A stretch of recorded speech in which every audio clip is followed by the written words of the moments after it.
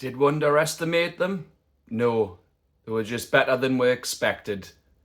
Yeah, that was Bobby Robson's famous quote back in 2004 against Vålerenga. Well, that could possibly have been the case on Saturday. Welcome back to the Magnificent Mags channel. It's my post-match reaction to Bournemouth. And now I know that I could have posted yesterday, but I just wanted to say I was a little under the weather. But I still made it town to see Kai Humphries at the stand, just to recommend him. He's absolutely brilliant local comedian from Blythe. Seen him though, and then I went home. So yeah, I didn't have the chance, and I was a little under the weather yesterday to record that. But yeah, I'm doing it today, as I promised. I always will do it, whether it's a win, draw, defeat, and yeah. The winning run's come to an end. 9 consecutive wins. We were going for a club record of 10, but that was ended in emphatic fashion. Bournemouth, full credit to them. There's not going to be any excuses from me. There hasn't really been any excuses from any Newcastle fan. Now, I know Eddie Howe came out with fatigue. Fatigue isn't the issue. I'm sorry. Like, I know Bournemouth played at Chelsea on Tuesday night, and they basically had an extra day's rest, and we played Wednesday when we beat Wolves. But no, I'm not using fatigue as an excuse. Bournemouth are just simply better than we in every department. Because if you look at it this way, their game went into about 105 minutes at Stamford Bridge, and we played, it was our third home game in a week, so there'd been no travelling involved. And Bournemouth, yes, I know London's closer to Dorset than here, but at the end of the day, they still had to go to Chelsea, then they had to come up here, and their game went on late, and they should have won at Chelsea. So I'm not buying that excuse. And Bournemouth had 9 players out that didn't have a bench. Don't think they made a sub till the 82nd or 83rd minute, but I've got to just give them credit. We went into that game, like I said, Bobby's quote, underestimate them. No, I think it's right. They're just better than we expected. I knew they were on a good run. They've been excellent. Their players, they've got so many impressive players. I've got to say this. You've got to give credit. Well, we know Kepa Arrizabalaga being a good goalkeeper, but we didn't test him. We didn't test him at all game. Like, yeah, he could have kept out Bruno's header for the equaliser. I've got to say, good header from Bruno to lose his man. Could have got a stronger hand on it, but we didn't test Kepa really after that, especially second half. I don't even think we'd created anything, but that's credit to Bournemouth. Bournemouth done a Newcastle to Newcastle. They didn't let we play. They pressed high, and we seemed to struggle against their press. They had more energy, more belief, more desire. Lewis Hall got destroyed by David Brooks. Tino got destroyed by Antoine Semenyo. It showed early on within that first couple of minutes the threat they were going to have. And I'd probably say Dan Burn was the weak point. Don't get us wrong. I've credited Burn to the hilt this season. Dan Burn has been excellent, but in some games he has struggled. He struggled down at Craven Cottage. He struggled in previous games against Bournemouth. So these teams who are normally mid-table fighting like outside of Europe, or surprise teams if you like, Dan Burn seems to struggle against. And Dan Burn was easily their focal point on Saturday. They targeted him because they know he's poor in possession. He is. And it was evident in their second goal.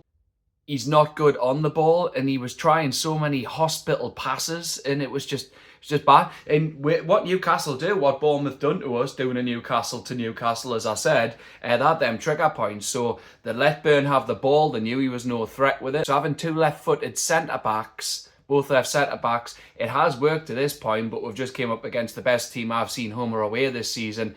And their tactic was clearly, let Burn have it. He'll do nothing with it all. They wouldn't turn over possession, playing it out to Lewis Hall. They read that Lewis Hall would try and go down the line to Anthony Gordon, who would come inside. Gordon, they completely marked him out the game. Huyson, excellent centre-half, one of the best I've seen.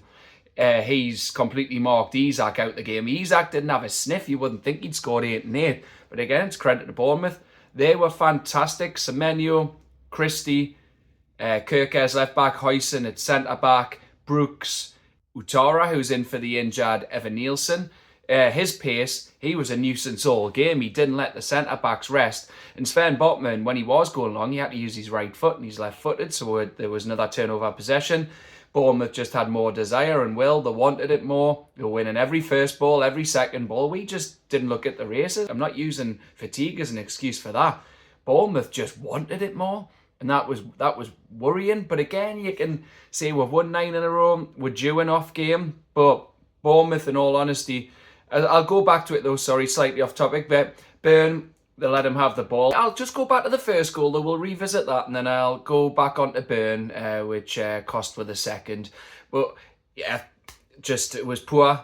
When they had the ball on the right-hand side, it was one defence-splitting ball through Tino and Botman, and Semenyo cut it back, and Jacob Murphy, all at sea. He didn't help Tino out all game. Murphy was full of running, but the running was just going forward and he didn't do much with it. And that, he didn't help Tino out at all. And that's for all the players. I thought Joel Linton put himself about a little bit. Yes, he nearly got in a fight, but that's normal, Joel Linton. But he didn't help cover Hall, and Murphy certainly didn't cover Tino.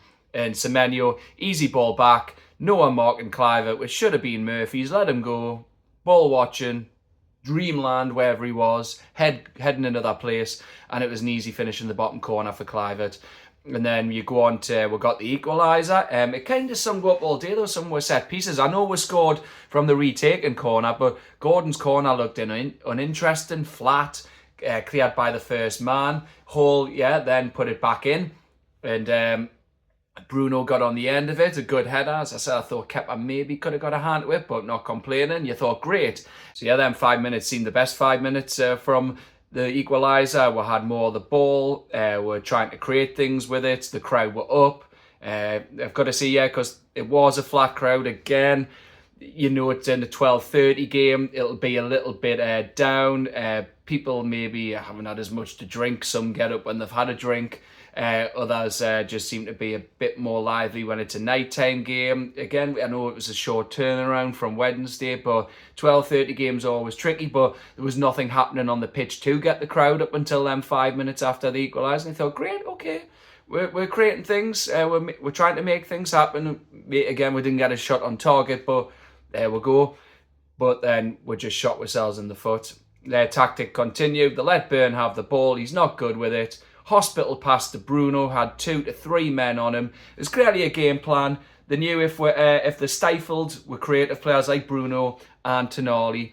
Obviously, Tonali moved it quick. He was my man of the match, but they got on Bruno, dispossessed him, and then one ball into Kluivert, and then straight in the bottom corner. And I'm not even going to blame Dubravka. I think he was second best player of the match. I don't think he could have done anything with the goals. Oh, like that first one, as I mentioned, it was cut back, and then it was just a good finish into the far corner. The other one, yeah, maybe being able to get down, but it was another good finish from Kluivert.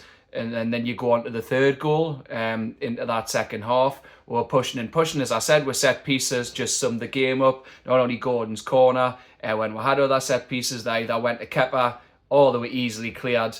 And like the chance when it came in, it was headed, and then Gordon's shot was blocked. I said at that point, I was like, that kind of sums up the day. With nothing's fallen for her, but that was a lot to do with Bournemouth's brilliant tactics and press.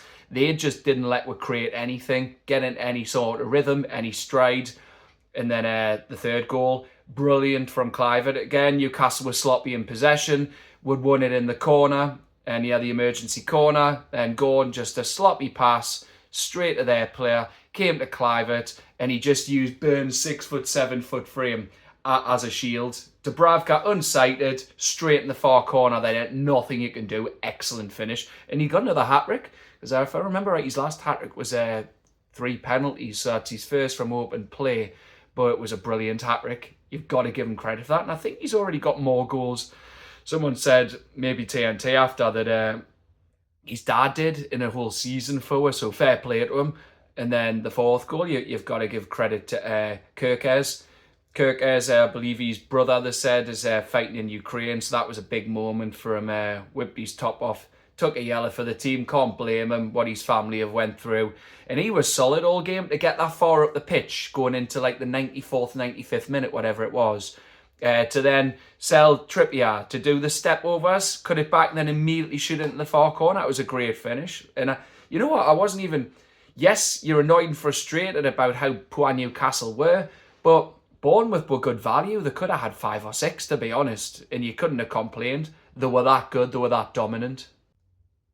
Yeah, I just think that Bournemouth were that good. They've got a strong defence. They've got a strong midfield. Their attack was still strong as well, despite the injuries. So full credit to them. They just seem to have more desire, more passion.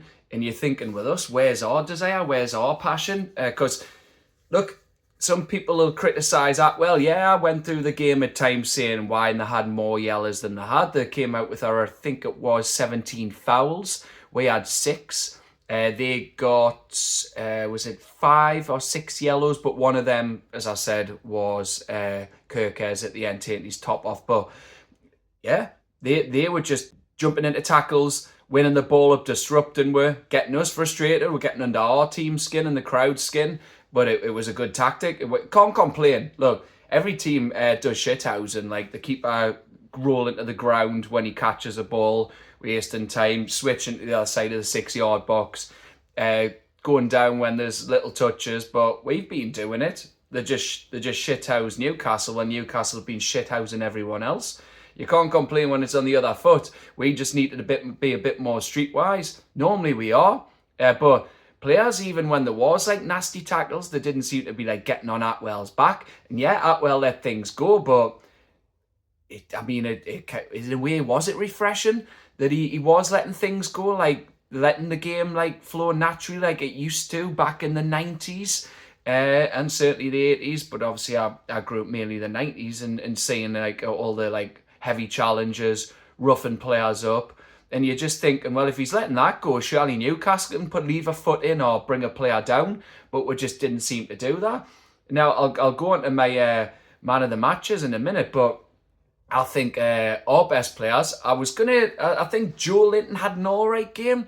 He seemed to be the only one who like had the fight in him, like to go up against anyone, especially like the fight he tried to start near the end of the first half, sorry, not second. I think he was the only one who had the fight near the end of the first half. But then you thought at half time, look, the Joe Linton thing's not working. They keep getting on Tonali and Bruno. Bruno wasn't getting a sniff. He only won 33% of his duels. You go on to Lewis Hall, I think he won 50. Similar to, I think Tino was less than 50 if I remember looking at that stat right. But yeah, I just thought, yeah, despite Joe Linton being the only one to put himself around, you need someone else who's good on the ball, who can break the lines, who's always looking for the forward pass, can get a foot in, a fresh engine. And I just thought, why hasn't Lewis Miley come on? Could have brought Joe Linton off for Miley. I think he deserved to come on. And it just makes you think, how's game management? Now, I'm not criticising it because I've won 9 in a row. But you went into this game going, well, yeah, Bournemouth have done well. They've been unbeaten now, I think, in 10 games since November. But they've got the worst defensive record away from home of any top 10 team. And you're just thinking, well, they can't be got at. Once we got the equaliser, normally we'll push on with the home crowd. But it was just flat throughout. And then you look, like, how could he rotate his team a bit more if he was blaming fatigue? But does he not trust these players who he's got on the bench? As I said in my pre-video, Miggy just comes on and runs around. He offers nothing, so that's why he's gone. Looks like Kelly could be off to Juventus. Again, looking at centre-back, could Kelly have come on for Burn? I don't know if Botman went off with an injury, because I thought, well, maybe if you want a bit more balance. And we did. I know we conceded 2 second half as well, but I felt we looked a little bit more balanced with Shaw on. Even though some of his passes were off, like normally he drags players over and then you've got the pass on to Gordon on the left wing, but he wasn't even doing his usual cross-field passes to stretch the game. Even though I do feel like we were a little bit more settled just because we had a right foot and a left footer. But if Botman went off injured, I understand Burn staying on. But I do feel Burn, he had a shock out of the game. And that's where I feel Howe needs to be better with game management.